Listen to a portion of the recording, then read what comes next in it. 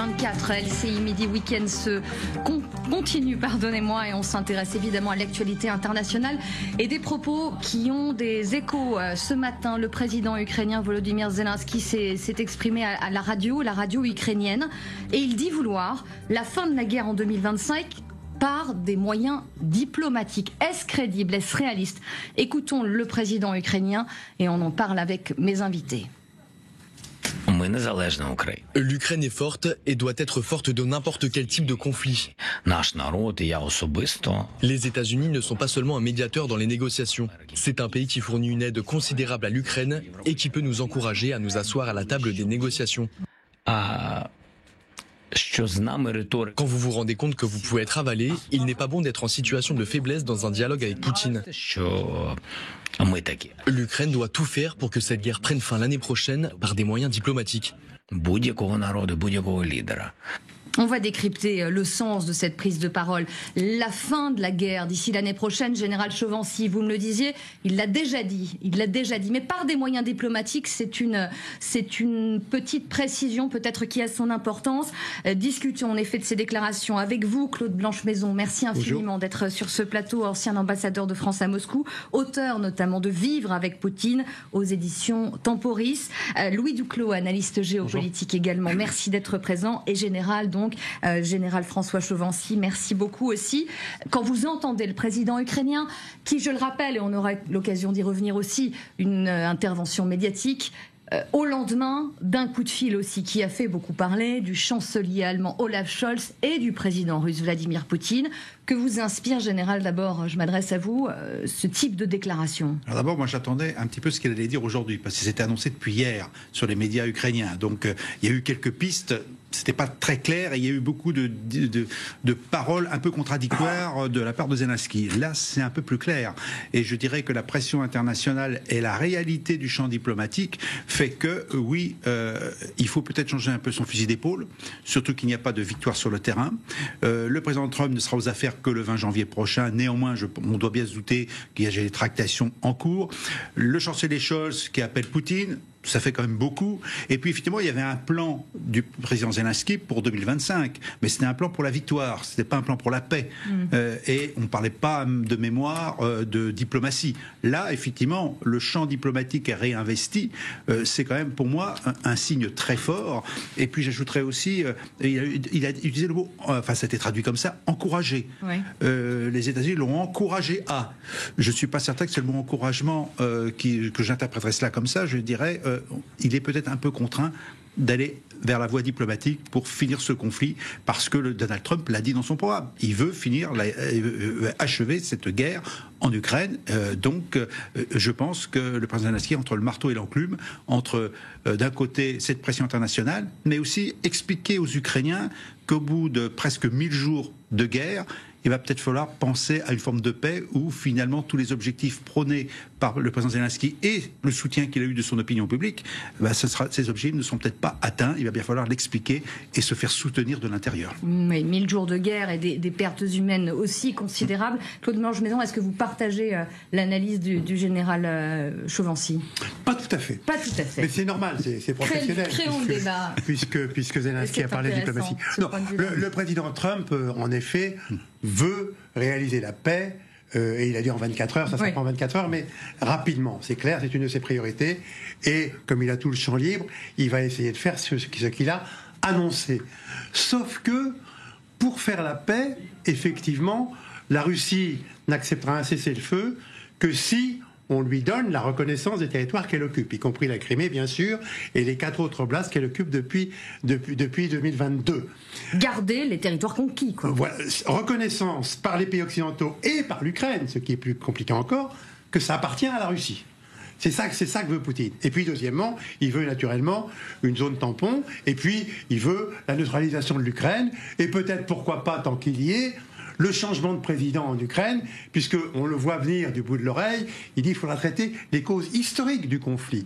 Et les causes historiques du conflit, pour lui, c'est évidemment que l'Ukraine n'existe pas donc éradication d'une identité ukrainienne, et c'est aussi que le président Zelensky fait le travail des néo-nazis et des drogués que représentent les dirigeants occidentaux. Donc il faut l'éliminer. C'est son narratif, ça, en effet. Et c'est facile de l'éliminer, puisqu'il n'y a pas eu d'élection depuis un certain temps à cause de la loi martiale. Il suffit de dire, moi j'ai fait les élections, il faut bien entendu qu'il fasse des élections, de façon à l'éliminer. Ce qui est parfaitement inacceptable pour les Occidentaux, bien entendu. Donc il n'y a pas de possibilité de paix, de cessez-le-feu et de plan de paix à court terme. Monsieur Trump va donc échouer. Simplement, là où Zelensky a raison, et son analyse est très fine, c'est qu'il faudrait peut-être que la diplomatie prenne un peu le relais. Il faut naturellement qu'elle prenne en compte les rapports de force, notamment sur le terrain. Et je crois que le moment est venu, pour l'Europe sans doute, mais l'Europe, on dit marchons, marchons, et on sait que c'est difficile. Peut-être aussi pour la France. Je vois mal la France assister à ce spectacle lamentable à son balcon, d'un abandon pur et simple de 20% du territoire ukrainien à la Russie, parce que les troupes russes ont envahi l'Ukraine, contrairement à toute la réglementation internationale et au traité que la Russie avait signé. C'est une question en effet qu'on se posera, parce qu'il y a ce coup de fil avec le chancelier allemand, avec Vladimir Poutine. Que va faire le président français? Il savait qu'il y aurait ce coup de fil, il n'était pas au courant du timing. En écho à ce que vous décriviez, juste suite à ce coup de fil justement entre l'allemand et le russe, il y a ce communiqué publié par le Kremlin, et une phrase nous a interpellés, ou nous interpelle: de potentiels accords doivent tenir compte des intérêts de la Fédération de Russie concernant la sécurité, se fonder sur les nouvelles réalités territoriales et surtout, vous en parliez aussi, s'attaquer aux causes profondes du conflit. Sur les réalités territoriales, Louis Duclos, là encore, ils posent leurs conditions, très clairement. Est-ce acceptable? C'est la deuxième question. On va s'arrêter avec vous, Général, sur les cartes. Voilà, on va un peu plus tard, mais voilà, c'est la condition. Est-ce acceptable? Évidemment que non, mais en fait, au bout d'un moment, il n'y aura juste pas le choix. Parce que ce qui décide d'un traité de paix, c'est souvent la réalité du champ de bataille. La réalité du champ de bataille, je pense, Général, que vous êtes d'accord, c'est la Russie qui a un énorme avantage, qui occupe les 4 oblasts, pas entièrement, mais quand même en majorité. Est-ce que l'Ukraine est en capacité de les reconquérir actuellement? Non. Surtout que le soutien occidental s'effrite de plus en plus. L'appel de Scholz à Poutine est déjà un premier signe. Évidemment, l'élection de Trump ne va rien arranger, et évidemment que s'il n'y a plus le soutien américain à l'Ukraine, l'Ukraine ne pourra tout simplement pas continuer parce que le soutien européen n'est pas suffisant. Donc, dans ces conditions, évidemment que Zelensky parle de moyens diplomatiques parce qu'il n'a pas le choix. Il y a une forme de réalisme, finalement, quant à ce qui est en train de traverser le pays, et dans des conditions, et diplomatiquement, avec un nouveau président américain élu dont on connaît aussi les intentions. Avant de continuer à débattre de ce point, juste arrêtons-nous sur les cartes, soyons précis, des réalités territoriales avec vous, notamment Général. Voilà, on va voir ces cartes ensemble de ce qu'est la réalité du terrain, avec des Russes aussi, ces dernières semaines, qui gagnent de plus en plus de terrain, notamment à l'est de l'Ukraine.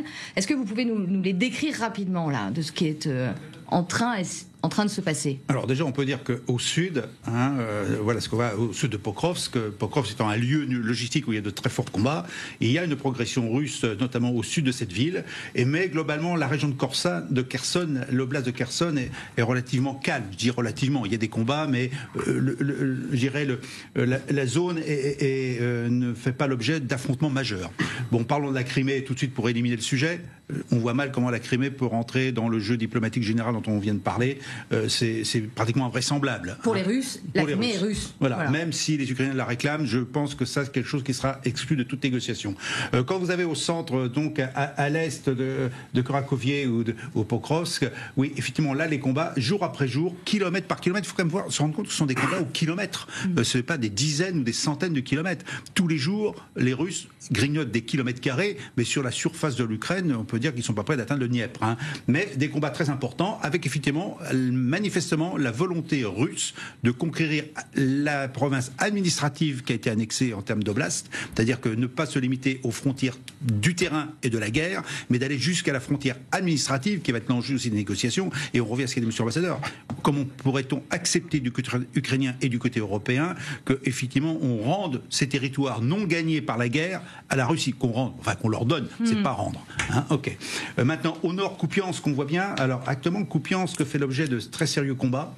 Ça fait des mois que cela dure et il semblerait bien que les Russes ont atteint au nord et au sud cette ville de Kupiansk et qui commencent à boucler la ville. Bon, à vérifier. Et puis enfin, on a la région de Kharkiv que l'on voit sur cette carte, qui est toujours l'objet de combats au nord, au nord-est. Hein, c'est la petite bande orange que nous voyons bien, Wolfshank, où il y a de très forts combats aussi, où il n'y a pas vraiment de progression russe, même si on voit un peu sur les cartes que ça bouge un peu pour relier les deux zones qui les ont attaquées.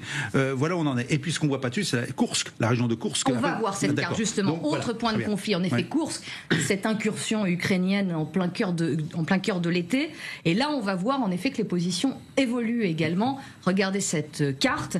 En bleu, les positions ukrainiennes. En rouge, les positions récupérées par les Russes. Et en jaune, là où on a des zones de conflit actuellement. Alors, très fortes. Ce qu'on peut en déduire surtout, c'est d'abord qu'une partie de la Russie est occupée par les Ukrainiens grâce à leur offensive, qui a bien fonctionné. La question qu'on peut se poser, et moi je me la suis posée pendant plusieurs semaines, c'est pourquoi s'entêter à prendre ce risque d'engager des meilleures brigades qu'on avait du côté ukrainien pour prendre une partie du territoire russe. Et ben je crois qu'on revient sur les négociations. En fait, c'est un gage. Ça avait été évoqué à l'époque. J'y croyais pas trop parce que quand même on pouvait imaginer que les forces russes seraient suffisamment fortes pour réduire finalement cette incursion. En fait, non. Les Ukrainiens montrent qu'ils tiennent le terrain. Alors, je me pose quand même la question du choix politique, et ça me semble important, de Zelensky, de sacrifier plus ou moins une force de combat importante, c'est-à-dire le prix du sang pour des négociations futures. C'est-à-dire si je tiens une partie de la terre russe, oui, Poutine sera obligé d'en tenir compte dans les négociations. Donc c'est un gage. Quand on sait en plus que des dizaines de milliers de soldats, notamment nord-coréens, le nouvel allié russe, sont arrivés dans cette zone. Oui, tout à fait. On est dans cette situation-là où ce gage devient un gage par le prix du sang et des brigades sacrifiées, au mot sacrifié, c'est-à-dire dans leur force de combat, est une chose importante, un fait important pour Zelensky dans des négociations futures. Maintenant, il ne faudrait pas que les Russes mettent plus de moyens pour vraiment, je dirais, récupérer leur territoire, parce que ce serait un gage de moins là, dans la négociation. Et là, effectivement, ce rapport de force serait largement au profit de la Russie. Claude Blanche-Maison, on voit ces cartes. Oui, soyons réalistes, c'est le mot d'ordre en effet en ce moment, mais ça n'empêche pas qu'il y a une place encore pour la négociation, et c'est ce que nous dit M. Zelensky ce matin. D'ailleurs, on ne dit pas assez que, bien sûr, la Crimée a eu une histoire pendant quelques années russe, mais avant ça, elle était turque. Et pour ce qui est d'aujourd'hui, même la Chine, l'allié de la Russie, ne reconnaît pas l'annexion de la Crimée à la Russie. Par conséquent, il y a une place pour la diplomatie. Et moi, ce que je pense, c'est que, puisque M. Macron part au G20 lundi et mardi, il aura des contacts avec précisément les Chinois, mais aussi avec Narendra Modi, qui n'aime pas du tout cette guerre, l'Indien, qui est allé voir M. Zelensky au mois d'août, et M. Zelensky lui a dit « Aidez-moi ». Monter une sorte de processus de paix. Et moi, il me semble que la France, membre permanent du Conseil de sécurité, puissance nucléaire militaire, ce qui n'est pas le cas de l'Allemagne, peut prendre une initiative. Et puis, suivront ceux qui voudront, en Europe et ailleurs. Et on ne va pas se trouver bloqué parce que tel ou tel Européen ne veut pas suivre. Et dans ce cas-là, il faut carrément proposer, je pense, une conférence de la paix à Genève qui durera le temps qu'il faudra, le nombre de mois qu'il faudra, qui décidera tout d'abord du cessez-le-feu, qui décidera ensuite de la force d'interposition pour faire respecter le cessez-le-feu. Mais cela veut dire qu'on aura probablement à discuter du statut des territoires pendant des mois, parce qu'il n'y aura pas d'accord entre un côté et l'autre, entre les Russes et les Occidentaux, et surtout naturellement les Ukrainiens, sur le fait de donner une prime à l'agression militaire en disant à la Russie, bon bah écoute, ça va, on arrête là et on te donne 20% du territoire ukrainien dont tu avais reconnu l'intégrité territoriale dans plusieurs traités, ce qui est quand même la négation du droit international. Ça vaut la peine d'essayer. Ça vaut la peine d'essayer. Louis Duclos, dans quelques instants, on va rejoindre notre correspondant à Kiev. Juste dans ces mots, encore une fois, est-ce que vous voyez le signe, soubresaut peut-être de quelque chose qui est en train de se faire là actuellement? On parlait du G20, on parle de discussion. Poutine qui n'a pas parlé avec le chancelier allemand depuis 2 ans, le président français pas encore. Mais voilà, ces mots encore une fois, la sémantique a toute son importance. Et quelque chose est en train peut-être de se retourner. Je pense qu'en termes de négociation, le mot qui reviendra, c'est surtout le mot concession, parce que l'Ukraine sera forcée à faire des concessions probablement territoriales. Ce qui est compliqué, comme vous le disiez, M. Blanche-Maison, le fait de devoir abandonner des territoires, comme quoi les donner en prime à la Russie, c'est inacceptable pour l'Europe.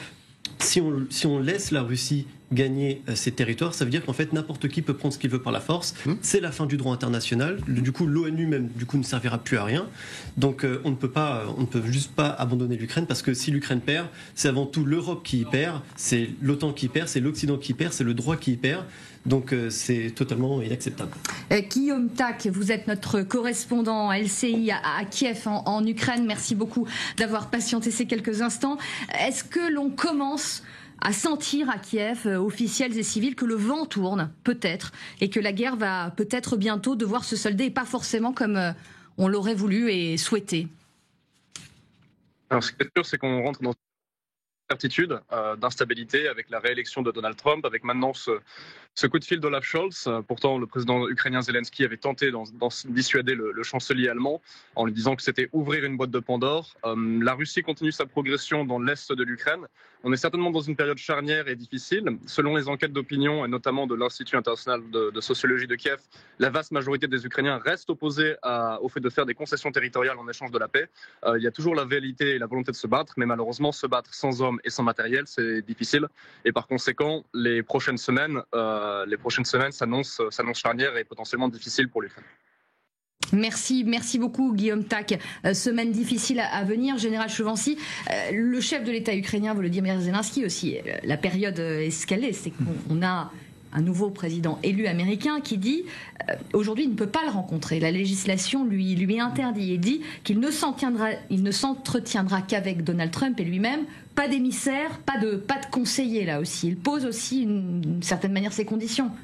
Oui, il peut. Ouais. Mais les coups de fil ne sont pas interdits, il me semble, non ça existe aussi, il n'y a pas de trace. Et il a eu un coup de fil d'ailleurs la semaine dernière avec un certain Elon Musk dans la pièce. Voilà, donc non, on est dans une phase de transition. D'abord, qui peut prédire ce que fera Trump à partir du 20 janvier? Il est imprévisible. C'est vrai qu'on a beaucoup parlé des plans dont par son colistier Vance, qui a évoqué quand même un plan de paix qui était au détriment de l'Ukraine. Il faut quand même le dire.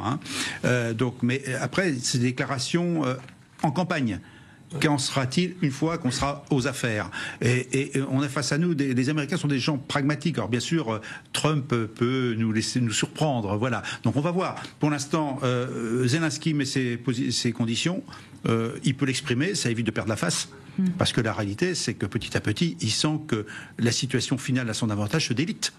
Il cherche aussi, ce que je disais un petit peu tout à l'heure, à avoir un discours vis-à-vis du peuple ukrainien. Le sondage qui a été rappelé est utile.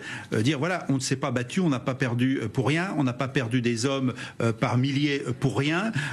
Et tout ça pour finalement se retrouver avec un plan de paix imposé, ou des négociations imposées, peut-être avant le plan de paix, où en fait on sera vaincu. Parce qu'en fait on n'a pas dit ça.